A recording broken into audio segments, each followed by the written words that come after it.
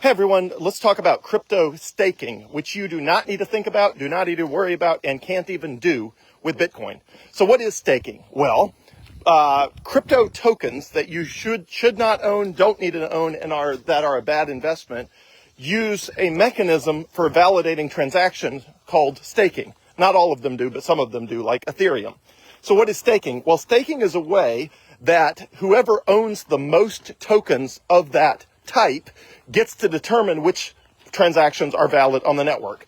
Now, this is a horrible idea because why would you ever want whoever owns the most of the money to decide what is valid on the network? The whole point of money is that nobody should get to decide what is and is not valid.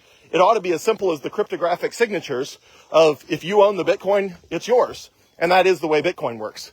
But that's not the way Ethereum works and a variety of other platforms, Solana and others. They have a mechanism called staking where you stake your cryptocurrency. You get a yield for that, meaning they give you extra tokens, and then you become a validator for what is legit and not legit on the network. Now, the truth is you're not the validator.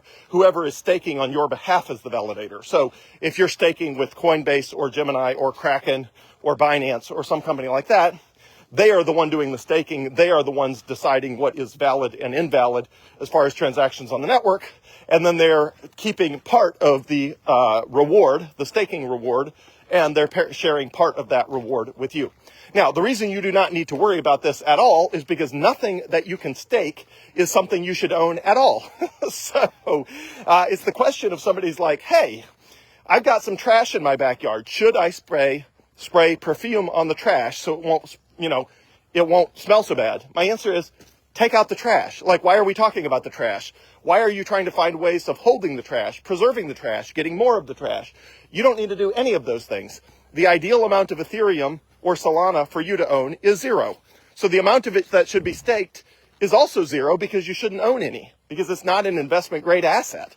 And you should not be storing your value in a network that even allows staking, because that means someone other than you is deciding and controlling that network. So they're deciding which transactions are valid, and they're deciding how changes are made to the network, which you do not ever want someone else other than you getting to decide that for your money. So the way Bitcoin works, it uses a proof of work, POW, a proof of work mechanism, which is the job that the Bitcoin miners do. Now, I've covered what Bitcoin mining is on other videos. You don't need to worry about it. There's no way for you to make money Bitcoin mining. You should not be Bitcoin mining. You don't need to worry about Bitcoin mining. It's basically the plumbing of part of how Bitcoin works. But just like the plumbing of the internet, you don't sit around worrying about whether the DHCP servers are assigning IP addresses properly on the internet. No, other companies' jobs are to do that. You can just use the internet, and the vast majority of the plumbing of the internet, you don't need to worry about, you don't need to think about, and it doesn't directly apply to you, it just works.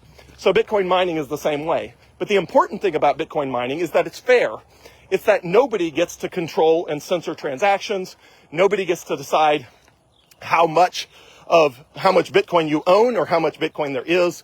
All of that is hard-coded in the laws and rules of the network, and there's no concept of staking where people can monkey with things.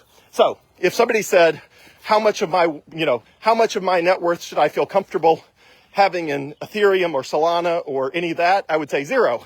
I would not feel comfortable storing any value in a network that even allowed staking, because that means they're using staking as their validation mechanism, and I would never want to store value in any network or any currency or any digital token or any cryptocurrency that allowed staking, because that means the way they are validating transactions, in my opinion, is insecure and not guaranteed to be fair to me, which is, again, the benefit of Bitcoin.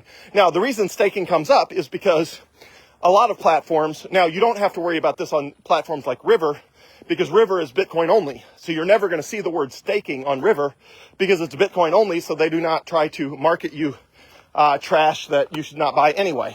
So you don't have to worry about it. But if you're on a platform that allows you to buy any random token, that you could possibly want, which a lot of the other platforms do, they will regularly show you what % of your crypto assets are staked. And they will show you your Bitcoin, and then they will tell you that 0% of your Bitcoin is staked. Well, no duh. Of course, 0% of your Bitcoin is staked because you can't stake Bitcoin.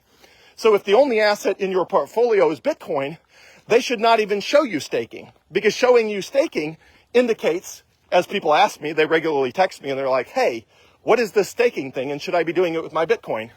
My answer is the same, which is staking is not something that even applies to Bitcoin. The cryptocurrency platforms that are showing you the word staking should not be showing it to you because Bitcoin is the only thing you have on their platform.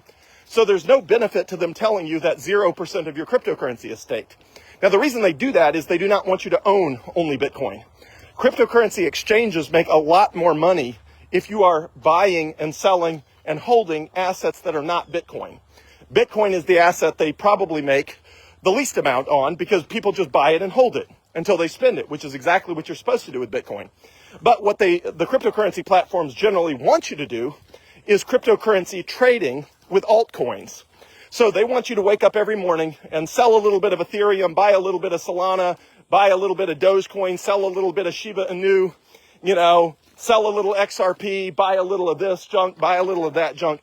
Anytime you're trading worthless tokens, they are making money, 1%, 2%, however much, on every transaction. So centralized exchanges generally want you to trade as much as possible, and the more junk you own, the more money they make. So that is not what you want to do, though. What you want to do is own only Bitcoin, ignore all the trash on there, and, if it shows that 0% of your crypto is staked, good for you. Hopefully that means you own exclusively Bitcoin and that you can't stake Bitcoin, so of course the number is 0. Now, that is why, for people that are new, for the first few years at least, I recommend that, or I should say, I recommend Coinbase and River, but most people that are new to cryptocurrency and new to Bitcoin, most of them, River works better for the first few years. And the reason is River is not doing any of that to you. They're not marketing you all these random tokens you shouldn't own. They're not telling you that you have 0% of your assets staked. They are not constantly telling you that you should be, doing futures trading and, doing puts and calls and perpetual swaps and, all this ridiculous stuff that you should not be doing and that almost everybody who does loses money. They should not be telling you that because that is not stuff that is good for you. So I like River because River doesn't bombard you with any of that. Every question River ever asks you is a question that's trying to improve your Bitcoin journey. And the way River makes money is they charge a 1% fee when you buy or sell Bitcoin, which is fine. That's for the service of connecting your Bitcoin to the US dollar network all over the world. Great. It's 1%. That's, pretty competitive in the grand scheme. And if you're buying it Bitcoin on a recurring buys, meaning you have it set to buy the same amount every week, you only pay the fees on the first week, and then you get to buy Bitcoin for free ever after, which is pretty fantastic. So you buy it for free on recurring buys every week. And then when you want to spend it, it costs you 1%. To convert it back to US dollars, which is something you should do infrequently, if ever, anyway, because in the future, everybody will just accept Bitcoin and you won't even have to convert it. But anyway, so platforms like River are just a lot easier for people to use because they don't even offer staking, and staking's not even a thing for Bitcoin anyway. So what is staking? Something you shouldn't worry about, something that unsecure networks use, and something that I would never store value in a network that use staking. And so the ideal amount of staking you should do is 0. The ideal amount of assets you should own that allow you to stake is 0.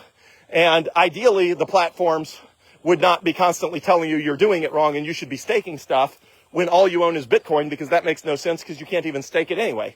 But anyway, that's what staking is. Avoid all that junk, trash, and everything else. Buy Bitcoin. Sit on it as long as conceivably possible. That is the path to success. Have a great day, everyone. Thanks.